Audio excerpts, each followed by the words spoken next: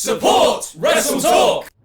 Hello, I'm Adam, and look, it's a new thing, a roundup of the week's biggest news stories in list form. Because apparently, if you cut me, I bleed easily to digest information sorted into numerical value. Anyway, let us know if you like this new format, anything you'd like to see improve, or if you hate all change and me by leaving us a comment. Recording this on Friday, so here's bloody hoping the biggest news story of the week doesn't break on Saturday. Of course it will. Anyway, these are the 10 biggest wrestling news stories of the week. And remember to give us a subscribe and enable notifications to always on for daily wrestling news, but then you already knew that. Number 10, Eddie Kingston shoots on WWE. Following the Saturday episode of AEW Dynamite, Eddie Kingston, or What Would Happen If Martin Scorsese Made Space Jam, cut a promo for the live crowd only where he spoke about the competition not wanting to hear their fans and implied that other channels' wrestlers are just there for the paycheck and aren't respected. This promoted a typically measured reaction from infamously agreeable AEW and WWE fans, with Bully Ray telling Kingston to shut the f*** up and stay in his lane.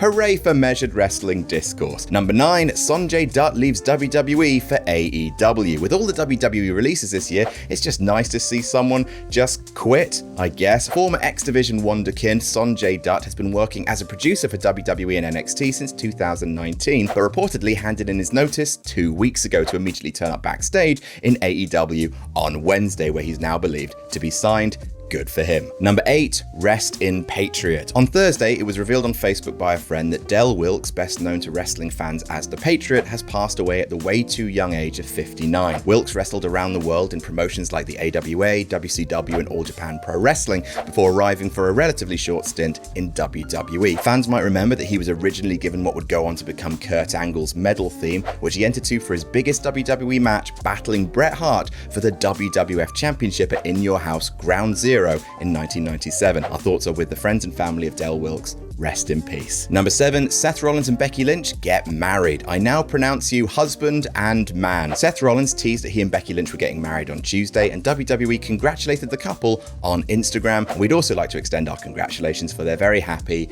matrimony.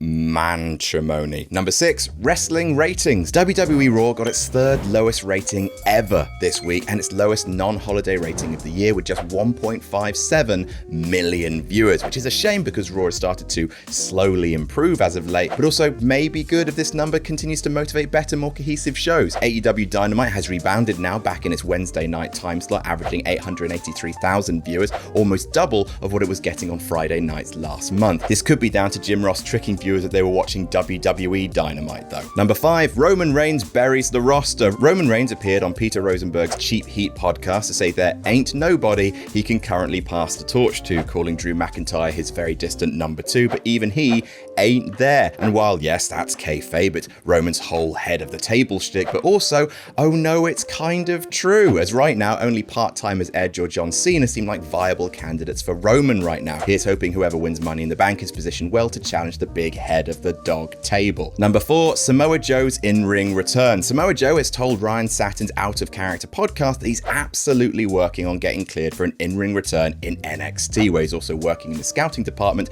and doing more administrative things behind the scenes. Joe hasn't wrestled since February 2020 due to multiple concussions, and he was released by WWE in April. Joe revealed that Triple H called him right after he was let go, saying that he wanted to bring him back in. Samoa Joe versus Adam Cole as soon as possible, please and thank you. Number 3, Bronson Reed loses NXT North American Championship. Bronson Reed lost his North American title this week to Isaiah Swerve Scott, head of the fantastic new NXT stable Hit Row Records. Reed was spotted having tryout matches at Raw and SmackDown the last several weeks, and his name has also reportedly been internally listed as available for the post-SummerSlam draft, leading to speculation that his speedy dropping of the title is so he can be called up to the main roster as soon as possible, along with Scarlett Bordeaux, Shotzi Blackheart, and Karrion Kross, whose main roster entrance is...